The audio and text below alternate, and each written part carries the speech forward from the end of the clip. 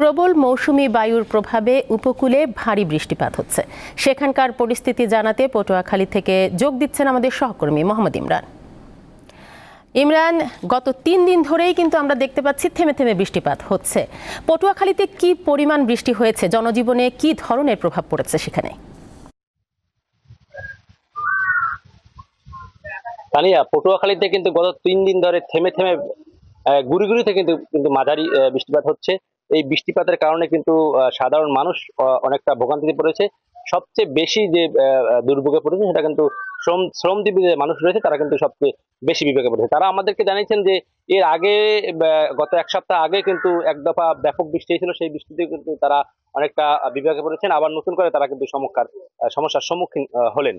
এছাড়া এই বৃষ্টির কারণে কিন্তু শহরের যে বিশেষ করে যে নিম্নাঞ্চল রয়েছে বা বিভিন্ন যে কাঁচা সড়ক বা যে সকল সড়কে গর্ত রয়েছে, এই সকল সড়কের গর্তে কিন্তু পানি জমে অনেকটা দুর্ভোগ সৃষ্টি হয়েছে এবং অনেক স্থানে কিন্তু জলাবদ্ধতার সৃষ্টি হয়েছে। আরেকটি বিষয় আমি আপনাকে জানিয়ে রাখি, সক্রিয় মৌসুমী বায়ুর প্রভাবে কিন্তু কুয়াকাটা সংলগ্ন বঙ্গোপসাগর কিন্তু কিছুটা উত্তাল রয়েছে। উপকূলীয় এলাকা দিয়ে কিন্তু ঝড়ো হাওয়া বয়ে যেতে পারে। তাই পটুয়াখালীর পায়রা সহ কিন্তু দেশের সব সমুদ্র বন্দরকে 3 নম্বরের স্থানীয় সতর্কতা সংকেত দেখিয়ে দিতে বলা হয়েছে। সেই সঙ্গে কিন্তু সকল মাছ ধরা ট্রলার সমূহ কিন্তু নিরাপদ আশ্রয় থাকতে বলা হয়েছে। আমরা গতকাল এবং আজ খবর নিয়ে যেটা জানতে পেরেছি, অধিকাংশ মাছ ধরা যে ট্রলার রয়েছে, এই সকল ট্রলার কিন্তু ইতিমধ্যে মহিপুর এবং আলিপুরের যে শিববেড়িয়া নদী রয়েছে, এই নদীতে কিন্তু ইতিমধ্যে আশ্রয় নিয়েছে। এখানকার যে আবহাওয়া অফিসের কর্মকর্তা রয়েছে তাদের সঙ্গে আমরা কথা বলেছি। তারা যেটা জানিয়েছেন যে আগামী 24 থেকে 72 ঘন্টা পর্যন্ত কিন্তু এই বৃষ্টিপাত অব্যাহত থাকতে পারে এবং ঝড়ো হাওয়া কিন্তু এই উপকূল থেকে বয়ে যেতে পারে, সেটাও কিন্তু তারা আমাদেরকে আসলে জানিয়েছেন। তো তানিয়া, পটুয়াখালী থেকে আসলে আমার কাছে এই ছিল সর্বশেষ পরিস্থিতি জানাচ্ছিলেন মোহাম্মদ ইমরান।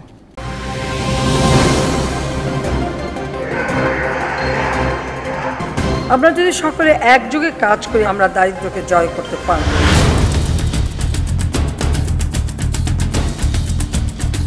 গলি থেকে রাজপথ, দেশ থেকে বিদেশ, শুধু ফুটবল কিংবা ক্রিকেট নয়, সংবাদ ও সংবাদের বিশ্লেষণ,